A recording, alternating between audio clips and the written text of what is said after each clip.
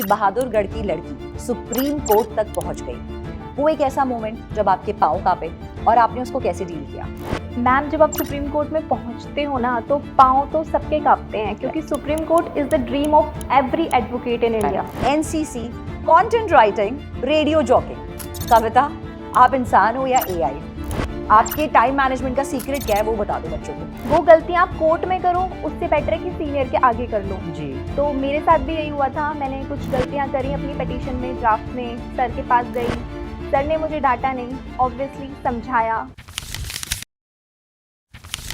Hello everyone, welcome to the platform of PW CLAT. आज इस podcast legally speaking में आप सभी का बहुत स्वागत है। आज हम सभी उन स्टूडेंट्स के लिए जो ये सोचते हैं कि लॉ की फील्ड में क्या स्कोप है, क्या होप है, क्या एक्सपोजर है, उन सभी के लिए एक और इंस्पायरिंग जर्नी लेकर आ चुके हैं जो पर्सनालिटी आज हमारे साथ जुड़े हैं। बहादुरगढ़ की गलियां, बनस्थली की किताबें और फिर सुप्रीम कोर्ट की सीढ़ियां। ये सिर्फ एक करियर नहीं, ये एक रेवोल्यूशन है। So presenting you all Kavita Sharma, advocate, warrior and game changer.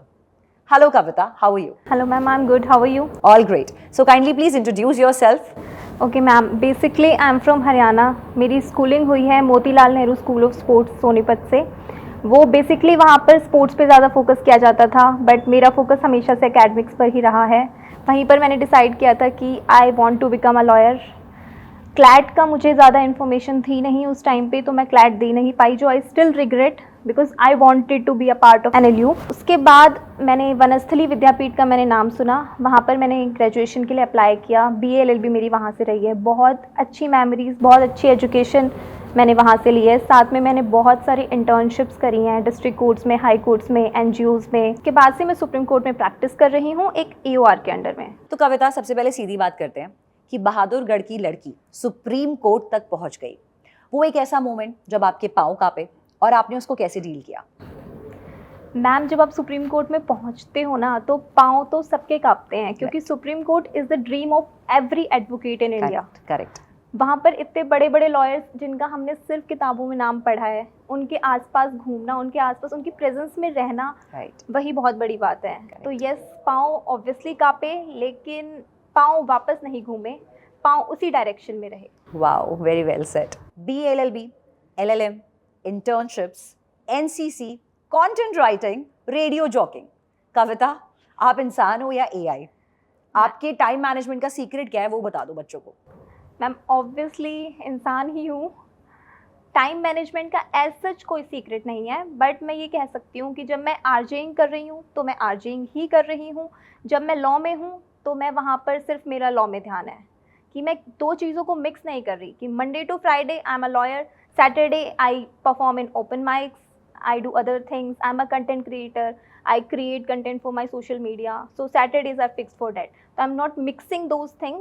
This is the only thing that कि अगर आपको टाइम मैनेज करना है तो ऐसे ही चलना पड़ेगा। तो हर दिन एक नया क्लोक पहन लेते हो आप, एक नया कोट पहन लेते हो, and giving your 100% there. Yes, and obviously keep learning. That's the only thing. Right. तो सुप्रीम कोर्ट में एंटर करते टाइम कविता, सबसे पहले दिल की धड़कनें कैसी थी? और जब SLP ड्राफ्ट किया और अगर उसमें कुछ गलती हुई तो सीनियर्स का क्या रिएक्शन था? ओके, सुप्रीम कोर्ट में जब फर्स्ट टाइम एंटर किया तो ऑब्वियसली आप पार्किंग से एंटर करते हो सुप्रीम कोर्ट की, और जब आप पार्किंग देखते हो ना तो आपको हो जाता है कि यस ठीक है, कुछ तो हम सही कर रहे हैं।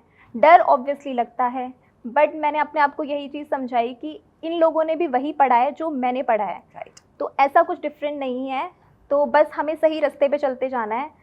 साथ में SLP का ये रहा कि SLP पिटीशन में फर्स्ट टाइम ऑब्वियसली आप कोई चीज़ कर रहे हो तो गलतियां तो आप करोगे ही करोगे। बिल्कुल सही। वो गलतियां आप कोर्ट में करो उससे बेटर है कि सीनियर के आगे कर लो। जी। तो मेरे साथ भी यही हुआ था। मैंने कुछ गलतियां करी अपनी पिटीशन में, ड्राफ्ट में। सर के पास गई, सर ने मुझे डांटा नहीं, ऑब्वियसली समझाया कि ठीक है, मेरे सामने 10 बार गलती कर लो, कोर्ट में नहीं करनी। ठीक बात है।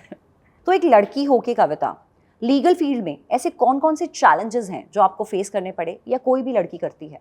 मैम, सबसे पहला चैलेंज जो था ना वो यही फेस किया था मैंने, जब मैंने घर पे बताया कि मैं लॉ करना है। हाँ जी। उनका जो रिएक्शन था, क्योंकि मेरी फैमिली में कोई भी लॉयर नहीं रहा है, कोई इतना एजुकेटेड भी नहीं है, तो उन लोगों के लिए यही बहुत बड़ा क्वेश्चन मार्क था कि कैसे मैनेज करोगे, क्योंकि सबको ये लगता है कि घर में एक वकील तो होना चाहिए अगर आपको वकालत में घुसना है तो। जी। बट वही बात है कि हरियाणा की छोरियां छोरों से कम है क्या। बिल्कुल तो सही। That's the only motto I followed, और बस होते गए। बाकी मेल डोमिनेंस ऑब्वियसली इस प्रोफेशन में है, जी बट जब आप जज के सामने होते हो तो it's all about law. Correct. वहाँ पे आपको कोई नहीं देखता कि आप मेन हैं विमेन हैं, आपको बस लॉ की नॉलेज होनी चाहिए, that's important. Putting your best foot forward. Yes. एक सबसे बड़ा मिथ है कि लॉ में पैसा नहीं है, तो एक फ्रेश लॉ ग्रेजुएट कितनी जल्दी और कितने पैसे अच्छे से कमा सकता है? मैम देखें तो लॉ में बहुत पैसा है, लेकिन आपको कमाना आना चाहिए। Right. अगर कॉर्पोरेट लॉयर्स जो हैं उनको स्टार्टिंग में इतने अच्छे पैकेज मिल जाते हैं कि उनका कॉन्फिडेंस बिल्टअप रहता है, लेकिन लिटिगेशन थोड़ा सा स्ट्रगल वाला रह जाता है। जी लेकिन मुझे किसी ने बोला था जब मैं सुप्रीम कोर्ट में प्रैक्टिस करना स्टार्ट किया था कि जब तक आप डिस्ट्रिक्ट कोर्ट में अपने जूते घिसा के नहीं आओगे ना तब तक आप एक अच्छे वकील बन नहीं सकते। Raw exposure. एग्जैक्टली तो वो थोड़ा सा स्ट्रगल आपके लिए रहेगा, लेकिन जब 1-2 साल बाद आप चीज़ें सीख जाओगे और जब पैसा आने लगता है तो बहुत आता है। बिल्कुल सही बात है। Radio jockeying training, open mics, नुक्कड़ नाटक, थिएटर वर्कशॉप्स, ये सब एक लॉयर क्यों करता है? क्या लॉ और आर्ट्स का कोई ऐसा कनेक्शन है जो स्टूडेंट्स शायद नहीं जानते? जी मैम, लोग सोचते हैं कि लॉ बहुत बोरिंग है, बट मैंने जितना लॉ को जाना है मेरे हिसाब से लॉ बिल्कुल बोरिंग नहीं है। अगर आप चीज़ों को कनेक्ट करके चलोगे रियल लाइफ के साथ तो आप लॉ को ऐसे समझ जाओगे। उसके साथ आर्जिंग और इन सब का ये रहता है कि आप एक आपकी पर्सनैलिटी डेवलप हो जाती है, साथ में आपके अंदर एम्पैथी आ जाती है, क्योंकि law is not all about कि आपको लॉ पता है। लॉ में क्लाइंट डीलिंग भी आती है और भी बहुत सारी चीज़ें आती हैं जो आप थिएटर से सीखते हो। अपनी पर्सनैलिटी जो आपकी एम्पैथी जो आपकी आ रही है आर्जिंग से, एंकरिंग से, थिएटर से, तो वो सारी चीज़ें लॉ में अप्लाई होंगी। तो ऐसा नहीं है कि आपको सिर्फ लॉ में बन के रह जाना है। अपने आसपास आपकी चाहे वो कोई भी आपकी हॉबीज़ हैं उसको आप एक्सप्लोर करते रहो, अपने आप को एक अच्छा इंसान बनाते रहो। ऑब्वियसली एक दिन आप अच्छे लॉयर ज़रूर बन जाओगे। Such a great advice Kavita. तो कविता आप स्टार्ट करते हैं कुछ rapid fire question. First, your favourite courtroom drama show? My favourite courtroom drama show is good wife. Coffee और tea breaks before a solid case? Always a tea. Chai lover. Yes, chai lover. One word that describes your style as a legal content creator? Authentic, relatable. Great. Use of AI in law, friend or a foe? Obviously, it's a friend until you are using it in a wrong way. Instagram reel या YouTube shorts? Content बनाने के लिए favorite platform? Obviously, Instagram reels. तो ये वाला answer जरा दिल से बताना। पोएट्री और लॉ दिल के ज्यादा क्या करीब है? Obviously, law with poetry. Oh, great. One favorite motivational quote? माना कि औरों के मुकाबले कुछ ज़्यादा पाया नहीं मैंने, खुद गिरता संभलता रहा, पर लोगों को गिराया नहीं मैंने।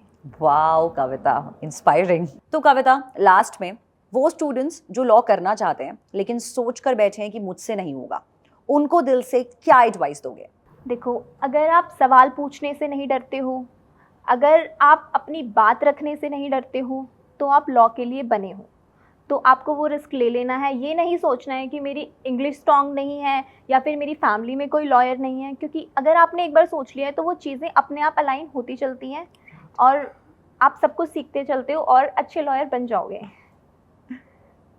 Great advice Kavita. तो दोस्तों, ये थे कविता शर्मा। हरियाणा की गलियों से कोर्ट रूम तक का सफर और शायरी के जरिए अपनी बातों में रंग भरने का हुनर। उनके सफर से एक बात साफ है कि मेहनत और राइट माइंडसेट के साथ मंजिल तक आप जरूर पहुंच सकते हैं। तो PW क्लैट पर जितने भी एस्पिरेंट्स आज हमारे साथ जुड़े हैं, उनके लिए कविता इज एन एग्जाम्पल कि जैसे कविता ने अपनी मेहनत से अपने सपनों को सच कर दिखाया, वैसे ही आप भी क्लैट को क्रैक कर सकते हैं। Thank you so much for joining us. Thank you Kavita for coming. Thank you ma'am.